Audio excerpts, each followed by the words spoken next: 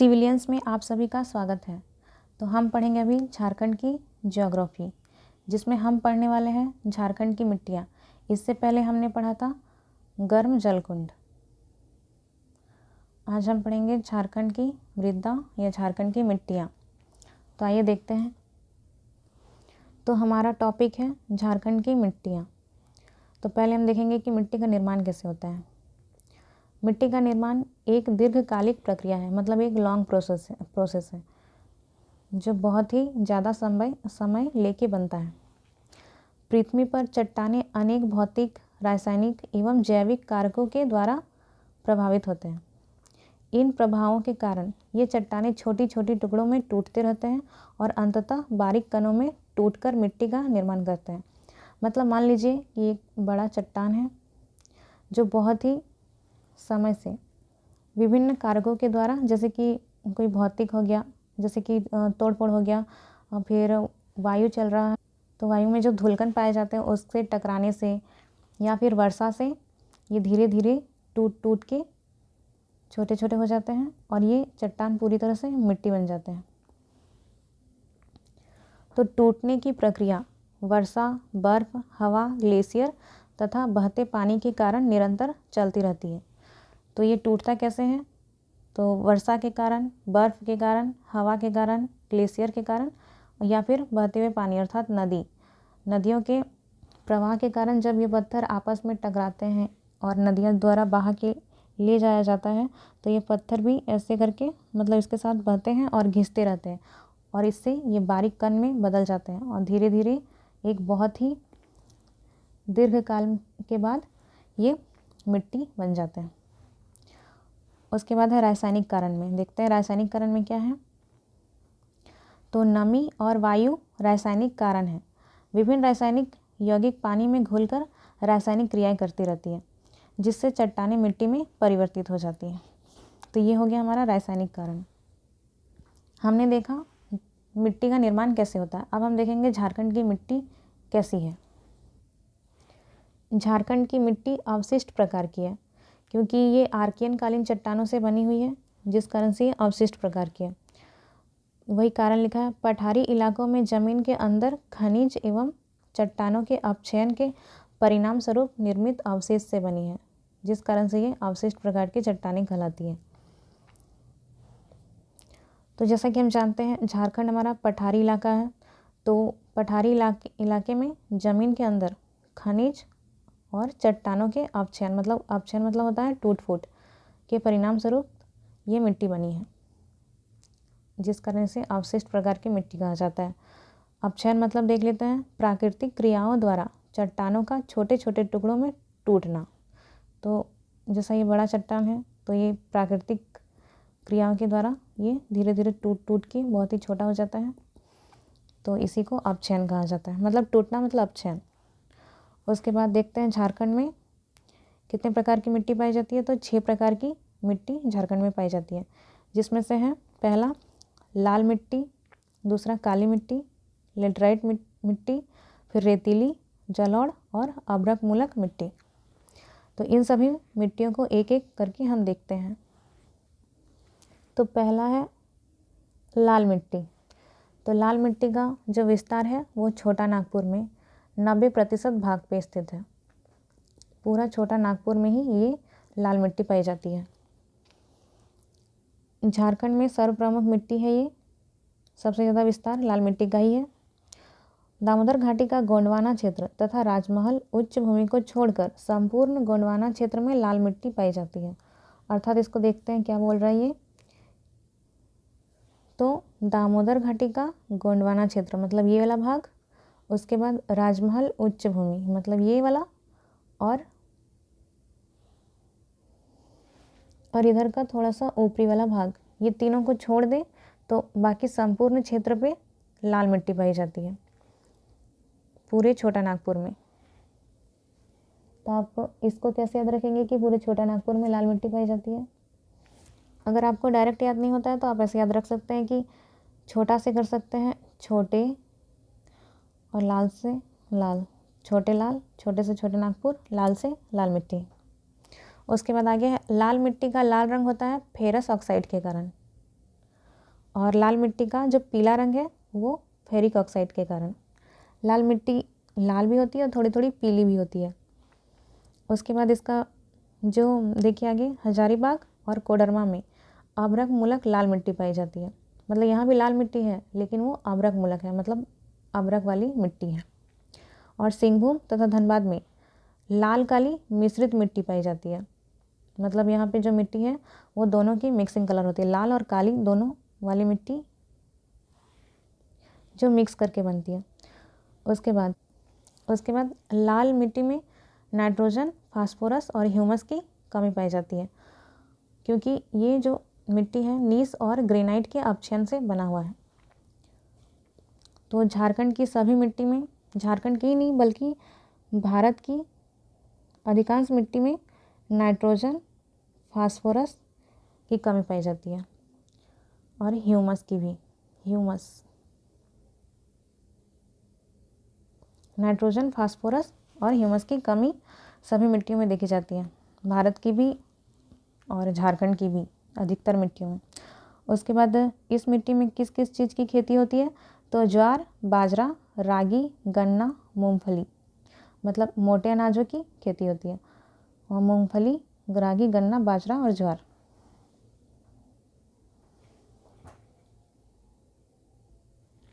उसके बाद नेक्स्ट है काली मृदा, जिसे रेगुर मिट्टी भी कहा जाता है।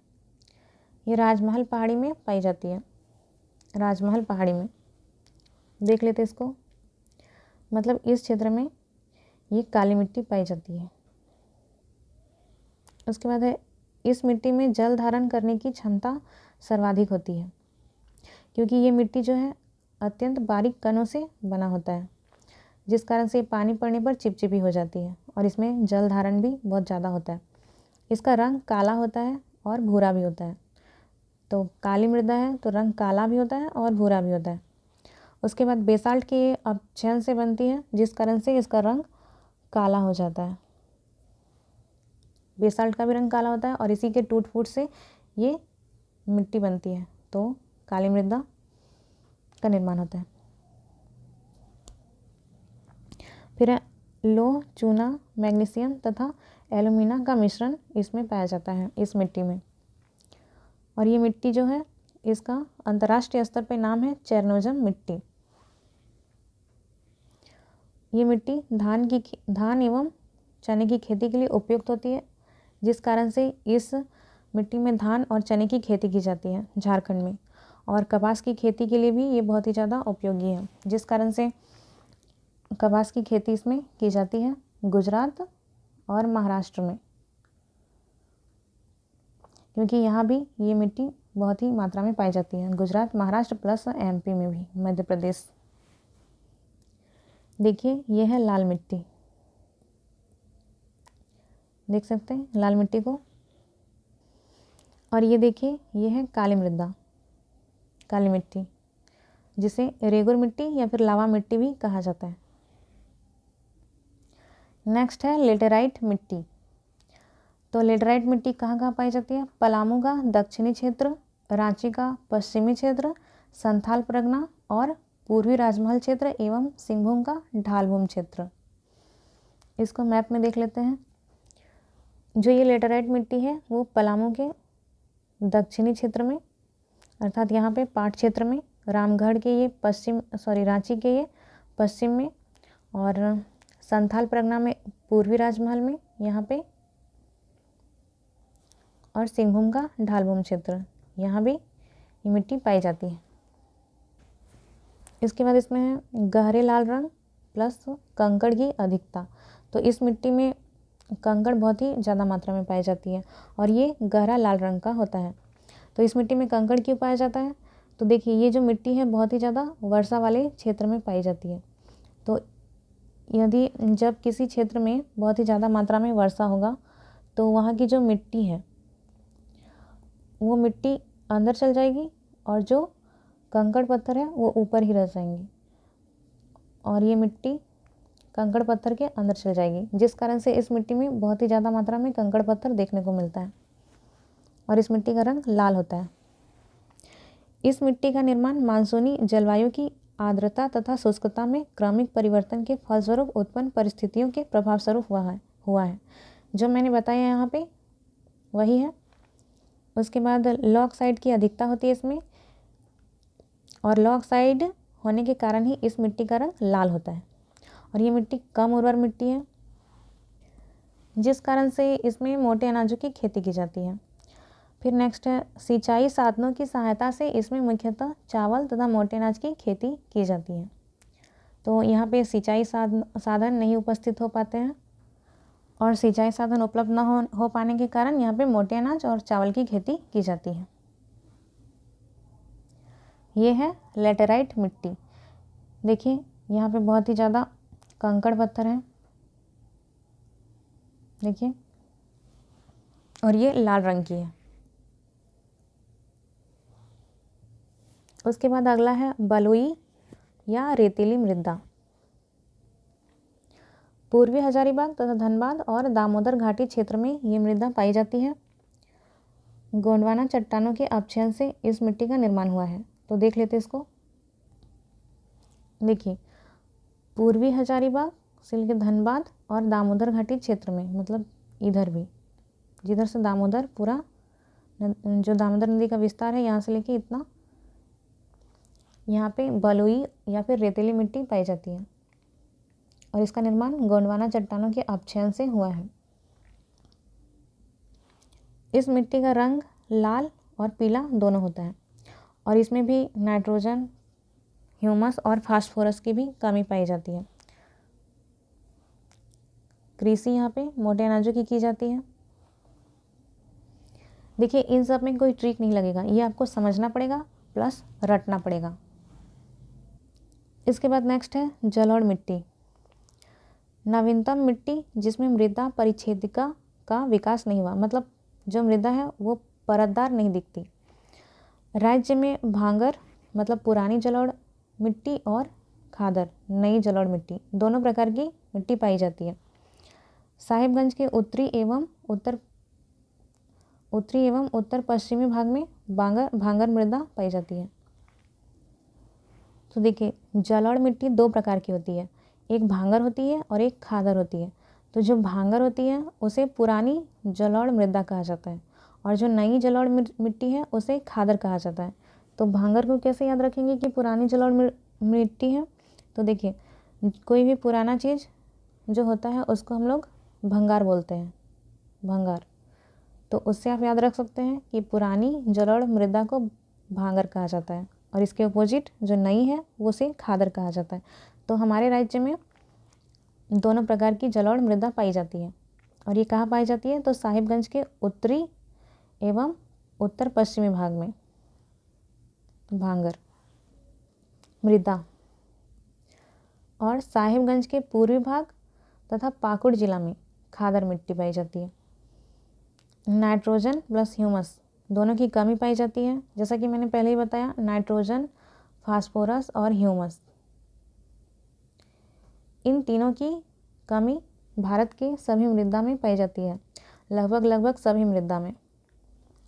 तो इनमें भी नाइट्रोजन, ह्यूमस और फास्फोरस की कमी पाई जाती है, और इसमें अधिकता किसकी होती है? तो चूना और पोटास की अधिकता होती है, और ये धान और गेहूं के लिए उपयुक्त है जलोढ़ मृदा। ये याद रखिएगा कि सबसे ज़्यादा जो जलोढ़ मृदा में धान उगाया जाता है। तो देखिए, साहिबगंज के उत्तरी, यहाँ पे उत्तरी भाग में और उत्तर पश्चिमी भाग में, मतलब इधर भांगर मृदा पाई जाती है, मतलब पुरानी जलोढ़, क्योंकि इधर से गंगा नदी प्रवाहित होती है, जिस कारण से वो अपने साथ मिट्टियों को बहा के ले आती है। तो इधर का क्षेत्र हो गया पूरा भांगर मृदा का। और खादर मिट्टी साहिबगंज के पूर्वी भाग में और पाकुड़ जिला इधर पाई जाती है। गंगा नदी इधर से ही बहती हुई इधर आती है, जिस कारण से यहाँ पे भांगर और खादर दोनों मिट्टी पाई जाती है। तो देखिए, ये है जलोढ़ मृदा। जलोढ़ जो नदियों द्वारा बहा के लाई जाती है, और ये मिट्टी बहुत ही उपजाऊ होती है, जिस कारण से इसमें धान और गेहूं की खेती की जाती है। और देखिए रेतीली मिट्टी छूट गया था, ये है रेतीली मिट्टी जो भूरे कलर की है, तो ये है भूरी रेतीली मिट्टी। अब है नेक्स्ट अभ्रक मूलक मिट्टी। तो इसका विस्तार कहाँ है? कोडरमा, हजारीबाग का बड़का गांव, कोडरमा में तथा हजारीबाग का बड़का गांव में। देख लेते हैं इसको भी। तो अभ्रक मूलक मिट्टी कहाँ पाई जाती है? कोडरमा में तथा हजारीबाग के बड़का गांव में, मतलब यहाँ पे और इधर, मतलब पूरा ये एरिया ही हो गया जो अभ्रक मूलक मिट्टी से युक्त है। अभ्रक के खानों के समीप यह मृदा पाई जाती है। जहाँ जहाँ अभ्रक की खानें पाई जाएंगी वहीं पे ये मिट्टी पाई जाएंगी। इसका रंग होता है हल्का गुलाबी। कुछ स्थानों पर नमी के कमी के कारण इसका रंग पीला हो जाता है। तो यदि कहीं पे नमी की कमी हो जाए तो वहाँ पे इस मिट्टी का रंग गुलाबी से पीला हो जाता है।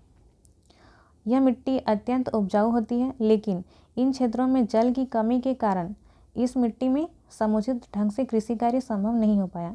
देखिए मिट्टी तो होती है बहुत ही उपजाऊ अभ्रक मूलक मिट्टी, लेकिन यहाँ पे जल की बहुत ही ज़्यादा कमी पाई जाती है, जिस कारण से इस मिट्टी का कृषि में उपयोग नहीं हो पाता है। देखिए ये है अभ्रक मूलक मिट्टी और यहीं पे आसपास अभ्रक निकाला जाता है, खदान पाया जाता है इधर ही इन्हीं क्षेत्रों में। अब हम सभी मिट्टियों का विस्तार एक ही मैप में देख लेते हैं। तो देखिए ये जो है इतना, ये सारा 90% भाग पे लाल मिट्टी पाई जाती है। ये जो ये वाला क्षेत्र और थोड़ा सा ये यहाँ का क्षेत्र छोड़ दिया जाए तो बाकी क्षेत्र पे लाल मिट्टी। उसके बाद जो इस क्षेत्र में राजमहल के क्षेत्र में यहाँ पे काली मिट्टी का विस्तार है और यहीं पे जो लेटराइट मिट्टी इसका भी विस्तार है संथाल परगना में। और इधर वाली जो मिट्टी है ये यहाँ भी और इधर भी जलोढ़ मृदा पाई जाती है। देखिए इधर वाले क्षेत्र में यहाँ बिहार पड़ जाता है और यहाँ पे बहुत ही सारी नदियाँ इधर से बहती है, साथ ही साथ इधर गंगा नदी भी है, जिस कारण से ये वाला एरिया जलोढ़ मृदा का एरिया बन जाता है।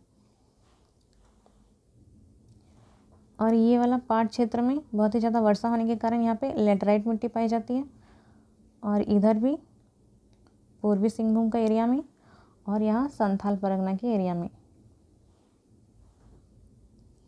और यहाँ पे कोडरमा है और यह हजारीबाग का बड़का गांव, मतलब हजारीबाग, कोडरमा और गिरिडीह में ये अभ्रक मूलक मिट्टी पाई जाती है। उसके बाद ये वाला क्षेत्र जो दामोदर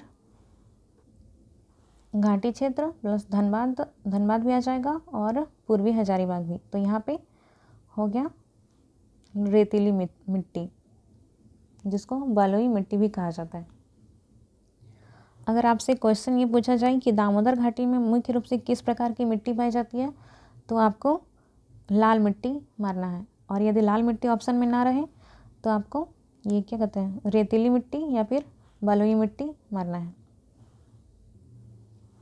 अभ्रक मूलक मिट्टी का विस्तार हो गया कोडरमा के झुमरी तलैया में, हजारीबाग के बड़का गांव में, इन सभी जगहों पे। और अभ्रक को माइका भी कहा जाता है, तो इससे आप कंफ्यूज नहीं होइएगा।